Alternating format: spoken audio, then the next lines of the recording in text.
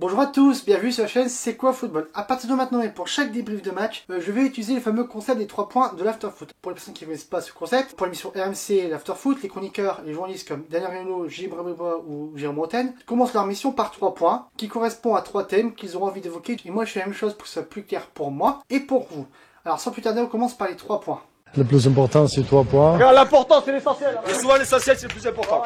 Premier point, Memphis Depay et Bertrand Traoré, nul. Deuxième point, Pep Genesio et les changements. Il y a beaucoup de choses à dire sur ça. Et enfin, troisième point, merci Marcelo, parce que quand même, il marque un but important en vue des qualifications pour la quart finale de la Ligue Europa. La prestation de Memphis Depay et de Bertrand Traoré ont été nulles en dessous de tout. Tous les autres, on peut leur trouver des motifs de satisfaction. Je veux dire, de Lopez, latéraux au milieu, ok, même Mariano. Mais alors, eux deux, vraiment, ont été nuls, mais alors, nuls.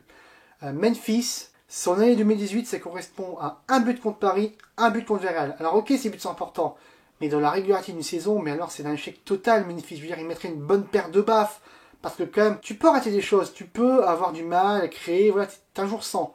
Mais alors, dans l'attitude, sois présent dans l'application que t'as, parce que il n'aide jamais son latéral gauche dans l'étage défensif. C'est dingue, je veux dire, il mériterait une claque dans la tronche pour qu'il se serait secoué, parce que, vraiment, ce type-là n'arrivera jamais à devenir un grand joueur s'il ne devient pas régulier. Et alors Bertrand Traoré, j'ai l'impression que depuis sa blessure au mois de janvier, depuis qu'il est revenu de sa blessure au mois de janvier, j'ai l'impression qu'il est en train de se Maxwell cornetiser. Je vous jure vraiment, j'ai l'impression que son niveau baisse, parce qu'au début de saison il était plutôt bon, je veux dire, voilà, il faisait des bonnes choses, mais alors là, sur ce match et depuis quelques semaines, il n'est pas là, t'as l'impression qu'il n'est pas là, ou quand on le voit, soit il tire 10 mètres au-dessus, ou bien il fait des passes imprécises. Mais sinon, t'as l'impression qu'il n'est pas là, collectivement, individuellement, t'as l'impression qu'il n'est pas là du tout. Vraiment, c'est très bizarre. Bruno Genesio et les changements. J'ai beaucoup de choses à dire sur ça, parce que ça montre les lacunes de cet entraîneur. Soit ces changements sont trop tardifs, soit ils ne riment à rien du tout. Sur ce match, ces 3 exemples sont nickel. Il fait sortir Memphis et Traoré à la 75e et à la 85e minute. Ces deux-là, dès la 50e, tu les dégages. 55e maximum. T'attends pas un quart d'heure et 10 minutes de la fin, 5 minutes de la fin, pour sortir ces gars qui n'apportent rien du tout. Vraiment, ils perdent des ballons, ça se voit comme au milieu du visage. Tu les sors dès la 55e.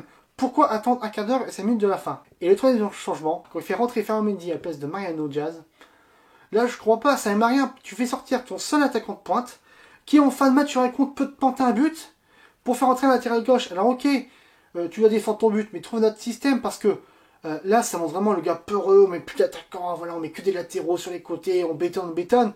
Mais pourquoi tu fais sortir ton seul attaquant de pointe qui peut te porter un but à la place d'un latéral gauche? Laisse-le, Mariano, parce que, ok, bon, il n'a pas été très inspiré sur ce match, mais au moins, sa grinta à aller chercher, embêter les défenseurs pour la relance, faut le laisser, ça, puis il peut chipper un ballon, puis sur un compte, voilà, puis il est là, puis il te met le but. Pourquoi? C'est vraiment, ça rime à rien du tout. Enfin, merci Marcelo, parce que quand même, il met un but important en vue des qualifications pour la quart de finale. Et puis, on prend le résultat. Jeu collectif pas là, on va pas se mentir. Bon, sur un terrain totalement nul, hein, c'était un terrain de big joker, vraiment, ça remet à rien du tout, la pelouse de Moscou.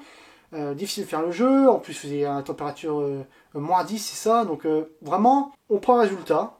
Je vais pas cracher dessus, hein, je veux dire, une victoire, ça fait du bien, parce qu'on n'en a pas beaucoup ces derniers temps. Hein, je veux dire, il y a Paris, Villarreal, et puis là, parce que sinon, contre Caen en championnat, pas de victoire, donc on va pas faire la fine bouche.